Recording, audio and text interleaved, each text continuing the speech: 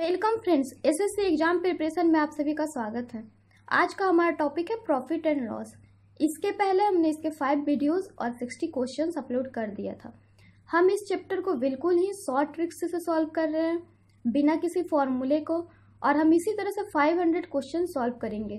तो जिन लोगों ने हमारे चैनल को सब्सक्राइब नहीं किया है वो कर लें, ताकि आपको वीडियोज की अपडेट्स मिलते रहे। तो चलिए स्टार्ट करते हैं। आज का हमारा सबसे फर्स्ट क्वेश्चन है, यानी कि क्वेश्चन नंबर 61। एक वस्तु को 665 रुपए में बेचने पर 5% की हानि होती है। 12% लाभ कमाने के लिए वस्तु का विक्रय मूल्य क्या होना चाहिए? ये हमारा क्वेश्चन कह रहा है कि एक वस्तु है जिसको कि अगर हम 665 रुपए में बेचते हैं तो हमें 5% की हानि होती है। तो पूछ रहा है 12% लाभ कमाने के लिए वस्तु को किस मूल्य पर बेचना चाहिए। सबसे पहले हम लेट करेंगे कि वस्तु को हमने खरीदा किस मूल्य पे था। तो हमने माना कि वस्तु को हमने खरीदा था 100 रुपए में। 100 रुपए में अगर खरीदा था तो उस पर अगर 5% की हानि होगी तो कितने, -5% की अगर हानि हो जाएगी तो कितने रुपए में बेचेगा? तो 95 रुपए में। अगर 5% की लॉस होगी तो 95 रुपए में बेचेगा। और बोल रहा 12% लाभ कमाने के लिए वस्तु का विक्रय मूल्य क्या होना चाहिए। तो अगर 12% लाभ हो जाएगा तब उसे कितने में बेचेगा? तो 112 रुपए में। तो अगर इस तरह से हमारा आया कि अगर 100 रुपए में किसी वस्तु को खरीदता और 5% की हानि होता तो 95 में बेचता, अगर 12% की प्रॉफिट होता तो 112 में बेचता। तो हमसे पूछ रहा है कि वस्तु का विक्रय मूल्य क्या होना चाहिए, और दे रखा है कि अगर 5% की हानि होती तो 665 रुपए में बेचता है। बट यहाँ पे हमारा आ रहा है कि 5% की हानि होती तो 95 रुपए में बेचता है, यानी कि 95 यूनिट्स बराबर है किसके? तो 665 रुपए के। तो हमसे पूछ रहा है 12% लाभ कमाने के लिए वस्तु का विक्रय मूल्य क्या होना चाहिए। तो 12% लाभ कमाने के लिए हम यहाँ पे देख रहे हैं वस्तु का विक्रय मूल्य हो रहा है 112 रुपए। तो अगर 95 यूनिट्स बराबर 665 तो 112 यूनिट्स बराबर कितना हो जाएगा? तो 665 गुना 112 डिवाइडेड बाई 95। इस तरह से ये हमारा आ गया, इस तरह से सॉरी ये हमारा 7 से कट होगा तो ये हमारा आ जाएगा 784 रुपीज, यानी कि option number D. Option number D. तो इस क्वेश्चन में हमने किया क्या? कुछ भी नहीं। ये हमारा क्वेश्चन बोल रहा था कि एक वस्तु को अगर 665 रुपए में बेचते हैं तो हमें 5% की हानि होती है। तो 12% लाभ कमाने के लिए वस्तु का विक्रय मूल्य क्या होना चाहिए। तो हमने माना कि वस्तु को हमने खरीदा 100 रुपए में, तो अगर 5% की हानि होती है तो यानी कि 95 रुपए में बेचेगा। अगर 12% का लाभ कमाना चाहे तो 112 यूनिट में बेचेगा। पर हमें दे रखा है कि 5% की हानि होती है, कब होती है? जब 665 रुपए में बेचता है, यानी 95 यूनिट्स बराबर 665। तो 112 यूनिट्स बराबर 665 गुना 112 डिवाइडेड बाई 95, यानी कि 784 rupees. Option number D. Next है हमारा क्वेश्चन नंबर 62, जो कि आपको एसएससी सीजीएल टायर 1 2008 में पूछा गया है। ये हमारा क्वेश्चन कर रहा है एक व्यापारी एक वस्तु को 10% लाभ पर बेचता है। यदि वह वस्तु को 10% कम मूल्य पर खरीदता और 2 रुपए कम में बेचता तो उसे 16.2/3% लाभ कमाता। तो वस्तु का लागत मूल्य ज्ञात करें। ये हमारा क्वेश्चन क्या कह रहा है कि एक व्यापारी जो है एक वस्तु को अगर 10% लाभ पर बेचता है, एक व्यापारी जो एक वस्तु को 10% लाभ पर बेचता है, यदि वह वस्तु को 10% कम मूल्य पर खरीदता और 2 रुपए कम में बेचता तो उसे 16.2/3% यानी कि 50/3% लाभ कमाता। तो वस्तु का लागत मूल्य क्या होगा? तो सबसे पहले हमने माना कि वस्तु का लागत मूल्य है कितना? तो 100। सीपीयू का हमने मान लिया कि 100 है।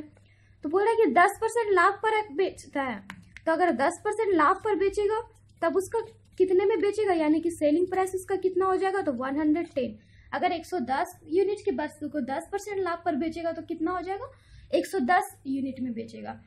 पर फिर से हमारा कंडीशन सेकंड दे रखा कि यदि वह वस्तु को 10% कम मूल्य पर खरीदता, तो अगर वो 10% कम मूल्य पर खरीदता तो वह उसे कितने में खरीदता? तो 90 यूनिट में खरीदता। और 2 रुपए कम में बेचता, और अगर 10% कम मूल्य पर खरीदता और 2 रुपए कम में बेचता तो उसे 16.2/3% लाभ होता। तो हम ये भी कह सकते हैं कि अगर 10% कम मूल्य पर खरीदता और उस पर वो चाहता कि 16.2/3% का लाभ कमाए, तब उसे 2 रुपए कम बेचता। तो सबसे पहले हमने देखा कि अगर 100 रुपए की वस्तु को 10% कम में खरीदेगा 10% कम मूल्य पर खरीदता तो 90 में खरीदता। तो अगर उस पर वो 16.2/3% का लाभ कमाना चाहे यानी 50/3% का, तब वो उसे कितने में बेचेगा? तो 105 यूनिट में। 90 यूनिट है, उससे उस पे अगर वो 50/3% लाभ कमाना चाहे तब कितने में बेचेगा? तो 105 यूनिट में। तो अगर ऐसा होगा तो 105 यूनिट में बेचेगा। बट हमें कह रहा है कि अगर वो 2 रुपए कम में बेचता तब उसे 16.2/3% कम लाभ होता। बट यहाँ पे हम देख रहे हैं कि वो 5 यूनिट कम में बेच रहा है। कितने यूनिट कम में बेच रहा है? तो 5 यूनिट कम में, यानी कि 5 यूनिट बराबर है किसके? तो 2 रुपए के। तो हमसे पूछ रहा है कि वस्तु का लागत मूल्य क्या है। तो अगर 5 यूनिट 2 रुपए के बराबर है तो 100 यूनिट किसके बराबर हो जाएगा? तो RS2 × 100 मल्टीप्लाई डिवाइडेड बाई 5 यानी कि 40 रुपए में। Option number C, option number C. तो इस क्वेश्चन में हमने किया कुछ भी नहीं। ये हमारा क्वेश्चन कह रहा था कि एक व्यापारी जो है एक वस्तु को 10% लाभ पर बेचता है। यदि वह वस्तु को 10% कम मूल्य पर खरीदता और 2 रुपए कम में बेचता तो उसे 16.2/3% का लाभ होता। तो वस्तु का लागत मूल्य क्या होगा? तो सबसे पहले हमने माना कि वस्तु को वो खरीदा कितने में? तो 100 यूनिट में। अगर उसको वो 10% लाभ पर बेचेगा तो कितने में बेचेगा? तो 110 यूनिट में। बट कह रहा है कि अगर वो उससे 10% कम मूल्य पर खरीदता यानी कि 90 यूनिट में खरीदता और 2 रुपए कम में बेचता तो उसे 16.2/3% का लाभ होता। तो अगर 90 यूनिट में 16.2/3% के लाभ पे बेचेगा यानी 105 यूनिट में बेचेगा। पर कह रहा है कि अगर वो ऐसा करता तो उसे 2 रुपए कम में बेचता। बट यहाँ पे हम देख रहे हैं 5 यूनिट कम में बेच रहा है, यानी 5 यूनिट बराबर है किसके? तो 2 रुपए के। तो पूछ रहा है वस्तु का लागत मूल्य यानी कि 100 यूनिट। तो 100 यूनिट किसके बराबर होगा? तो 2 × 100 डिवाइडेड बाई 5 यानी कि 40 रुपए के। ऑप्शन नंबर सी। नेक्स्ट है हमारा क्वेश्चन नंबर 63 जो कि आपको SSC CHSL data entry operator 2008 में पूछा गया है। ये हमारा क्वेश्चन कह रहा है एक व्यक्ति एक वस्तु को 20% हानि पर बेचता है। यदि वह वस्तु को 50 रुपए अधिक मूल्य पर बेचता तो उसे 5% लाभ होता। तो वस्तु का क्रय मूल्य क्या होगा? हमसे क्वेश्चन बोल रहा है कि एक व्यक्ति जो है अगर एक वस्तु को 20% हानि पर बेचता है, एक व्यक्ति एक वस्तु को 20% हानि पर बेचता है, अगर वो वस्तु को 50 रुपए अधिक मूल्य पर बेचता है तो उसे 5% का लाभ होता है। तो वस्तु का क्रय मूल्य क्या होगा? तो हमने माना कि वो व्यक्ति उस वस्तु को खरीदा कितने में? तो 100 यूनिट में खरीदा।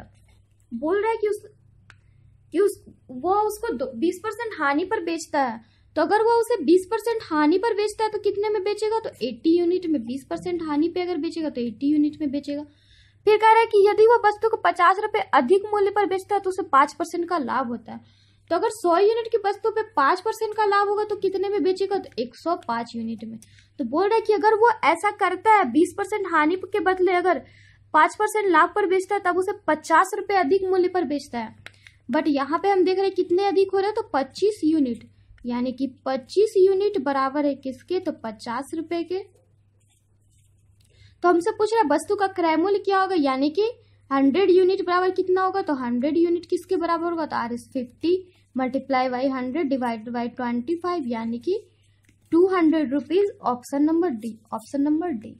तो इस क्वेश्चन में हमने किया क्या? कुछ भी नहीं किया। ये हमारा क्वेश्चन बोल रहा था कि एक व्यक्ति जो है एक वस्तु को 20% हानि पर बेचता है। यदि वह वस्तु को 50 रुपए अधिक मूल्य पर बेचे तब उसे 5% का लाभ होता है। तो वस्तु का क्रय मूल्य क्या होगा? तो हमने माना कि वो व्यक्ति जो है उस वस्तु को 100 यूनिट में खरीदा। अगर वो 20% हानि पर बेचेगा तो कितने में बेचेगा? तो 80 यूनिट में। और अगर उसे 5% लाभ पर बेचेगा तो कितने में बेचेगा? तो 105 यूनिट में।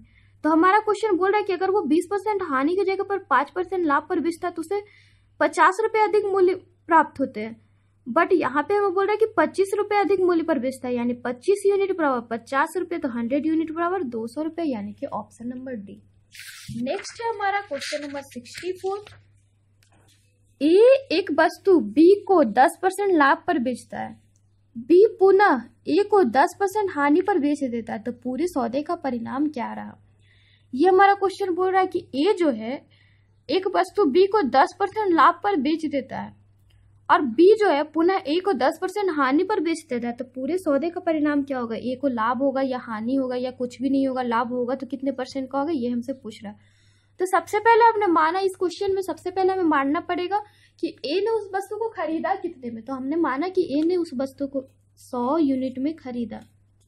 ये जो है उस वस्तु को 100 यूनिट में खरीदा और बोल रहा है बी को 10% लाभ पर बेचता है, तो कितने में बेचेगा? अगर 10% लाभ पर बेचेगा बी को तो वो 110 यूनिट में बेचेगा। बोल रहा है कि बी पुनः ए को 10% हानि पर बेच देगा। बोल रहा है कि ए एक वस्तु को बी को 10% लाभ पर तो बेच दिया, पर बी जो क्या करता है उसी वस्तु को 10% हानि पर बेच देता था। अगर ए 100 रुपए की वस्तु को 10% हानि पर बेचेगा तो 110 रुपए में बेचेगा, 10% प्रॉफिट पे बेचेगा तो 110 रुपए में बेचेगा बी को। और बी अगर उसको ए को 10% हानि पर बेचेगा तो कितने में बेचेगा? तो अगर बी अगर 10% हानि पर बेचेगा यानी 110 पे वो 10% हानि पे बेचेगा तो 99 में बेचेगा। तो हमसे पूछ रहा है पूरे सौदे का परिणाम क्या रहा। सबसे पहले तो हम देख रहे हैं कि यहाँ पे जो है ए 10 रुपए यहाँ पे प्रॉफिट कमा रहा है, कितना? तो 10 रुपए। और फिर से अगर बी उसे 10% हानि पर बेचता है तो उसे 99 रुपए में बेचता है, पर वो खरीदा था 100 रुपए में, यानी कि यहाँ पे वो भी हुआ 1 यूनिट का प्रॉफिट कमा रहा है। यानी कि टोटल प्रॉफिट ए का कितना हो जाएगा?